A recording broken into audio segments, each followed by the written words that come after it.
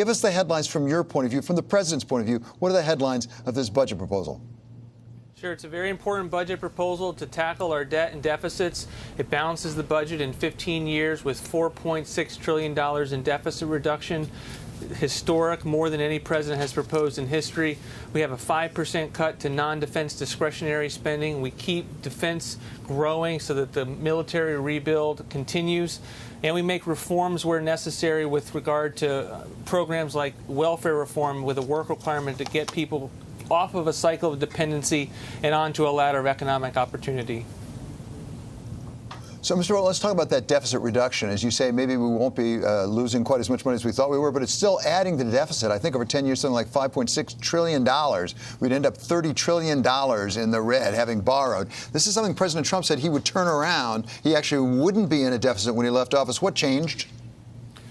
Nothing's changed. What has changed is the Democrats on Capitol Hill have refused to consider the spending reforms that this president has put forward each and every year. So we need Congress to enact these important savings reforms. We're going to continue to propose them. We need things that are necessary for economic growth. We need trade deals to be done and enacted immediately. We need infrastructure to be considered. We need prescription drug legislation to be enacted. So these are all things that we need Congress to go along, be alongside of us and enact. But the president's going to keep putting forward ideas and proposals to get a handle on our debt and deficits. Which is important to all of us, I think, obviously. At the same time, this is the president's proposal. This is not what the Democrats are saying. This is the president's proposal. The president's proposal may make the deficit somewhat less than it might have been, but it's still increasing the deficit for the foreseeable future. Isn't that right? It lowers the deficit each and every year. So we have a $1 trillion deficit this year. It would begin to lower it in fiscal year 21, and it would lower it each and every year until we would hit balance in year 15. We would have a deficit of about 1% of GDP in the 10th year of the budget window. And Mr. Vought, what assumptions are made about growth in the economy? Because I take it those would be quite important to actually whether we meet those numbers or not. What are you assuming about the growth in the economy in GDP? Sure, this is a post-policy budget in economic assumptions that assume our policies are enacted and that they would lead to 3% growth. So we continue our past practice of assuming 3% growth. We do reflect a little bit of a dip this year as a result of some of the things that are real-time happening in the economy and the reality that our proposals will take some time to be enacted. But we believe we can get 3% growth. We think it's vital for the country to be able to grow at that level. We also assume that interest rates will track a little bit more with the blue chip forecast compared to previous budgets. President Trump in his first term got that big tax cut through with the help of the Congress, and that did clearly give some fiscal stimulus to the economy that got us up over or close to 3% for a period of time. What's it going to take this time? We've already got that tax cut in there. Well, it's important that the increase in business capital will continue as we pass these trade deals, as we restore some of the hiccups we saw this year in the economy. The economy's going great. The unemployment's at 50-year lows, tremendous amount of job growth. All of that will continue. We'll continue on the deregulatory initiatives, getting pipelines and infrastructure projects done within 2 years in terms of their environmental review.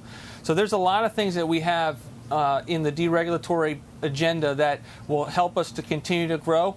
We need to get some of these policies passed. We need to get trade deals done, and that's why the phase one with China is important.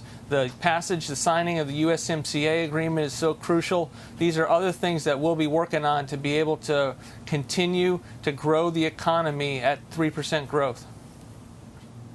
Mr. Vought, as I understand, the budget proposal will increase the military spending. It's something the president was very proud about. At the same time, it will really cut discretionary spending, including for things like Medicaid, for some health programs and things like that. Is that a change in the president's position? Because in the past, he's indicated he's not going to cut things like that. I want to be very clear. This budget does not cut Medicaid. It grows Medicare on average 3%. There are reforms within Medicaid to have block grant or per capita spending amount for the states. Similarly, there's a work requirement for Medicaid, for the TANF program, for housing, for food stamps. These are good government reforms that don't require any kind of cuts, but get people out of dependency back into the workforce to allow them them to grow and to be part of this economic boom. That's not a cut to Medicaid. Medicaid will grow every year in this budget. And Mr. Vought, there's also money, as I understand in the proposal, for that wall along the southern border, about, I think, $2 billion, something like that, in the next year. Originally, President Trump said that the Mexicans would be paying for that. Are we sending them an invoice?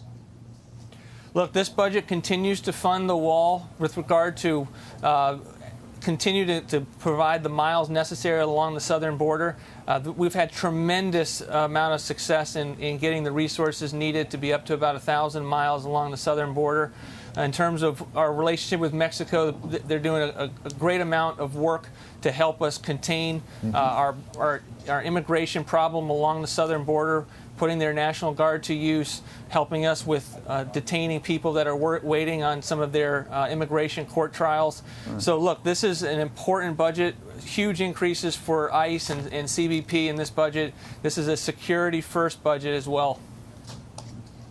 Is there a larger, more philosophical, if I can use that word, change in this budget, where, as I say, we're increasing military spending, we're really substantially cutting, as I understand it, discretionary spending? Historically, what's happened on Capitol Hill is you said we have to have those in lockstep. Is the president saying we're going to delink those now? We are saying that, and we have said that from the last 3 budgets as well. We cannot afford to continue to increase defense spending and non-defense spending at the same time. And that's why we propose to allow defense to continue to grow. We've got a big increase for nuclear modernization of 20% within the defense top line. And at the same time, we have a 5% reduction for non-defense spending. That would include cutting foreign aid by 21%. But over the course of 10 years, we have to begin to be able to identify waste and inefficiencies in the non-defense area and be able to make priorities and choices. That's what budgeting is about, and that's what this budget does.